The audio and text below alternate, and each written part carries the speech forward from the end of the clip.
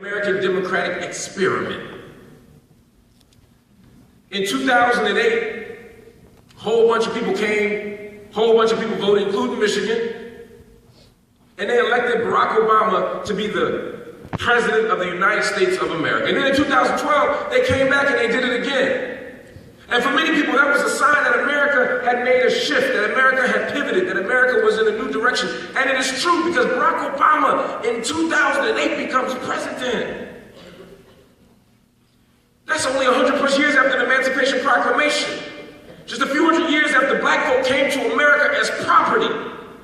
It is African American bodies, no, it is African bodies that produced the thing that is known as America. We were the tools, we were the labor, we were the product.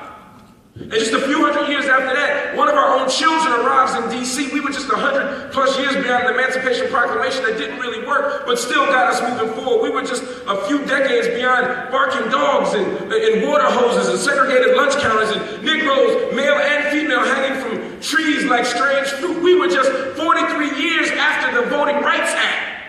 43 years after black people got the right to vote for real, not that constitutional stuff, but really allowed to go into the polls and pull the lever for justice. 43 years after one of those moments occurs, one of our own children becomes the leader of the most powerful empire in human history. And it feels good.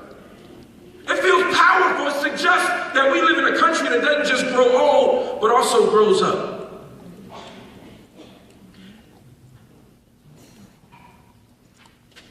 And we have to appreciate that moment, family. We have to appreciate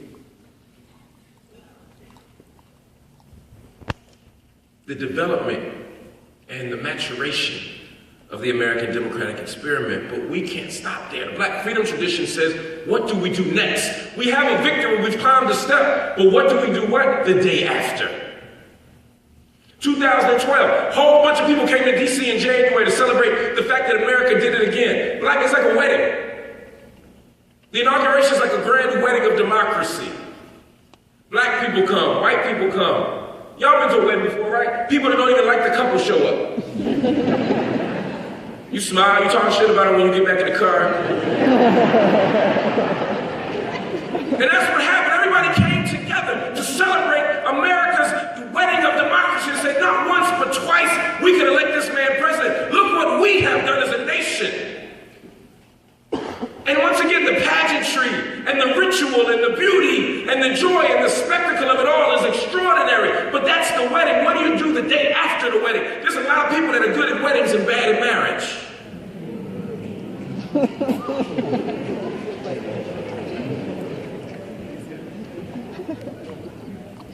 What do you do the day after?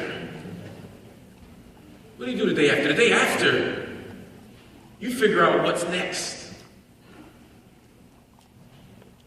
You figure out that while you have a black man in DC with a beautiful family, sometimes we like them more than him. We still have record unemployment rates. America got 6%, black people got 14%. You go to cities like New York, African American males got a 50% unemployment rate. 50%. Black women ain't much better. In the 30s and 40s. You go on a campus like this or any campus around America, and sexual assault is still happening every single day. And as the sister said earlier, we still asking the wrong questions. What were you wearing? What were you doing? We live in a country that has more money than any empire in human history. And yes, this is an empire. And yet at the very same moment, we have children who go to bed hungry every single night. Every single night. We have grand houses. And Oprah got networks, and Tyler Perry got a TV or a movie soundstage. All the movies are bad, but he got a movie soundstage. And yet against the backdrop of all of that, we have homeless. We have surpluses of food in places like this, and then we go back to Detroit, go to the east side of Detroit. Go to the south side of Chicago.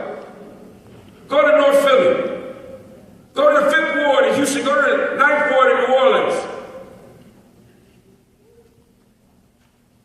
You gotta go 5 miles to get fresh fruit and vegetables. You can buy weed around the corner. Y'all know.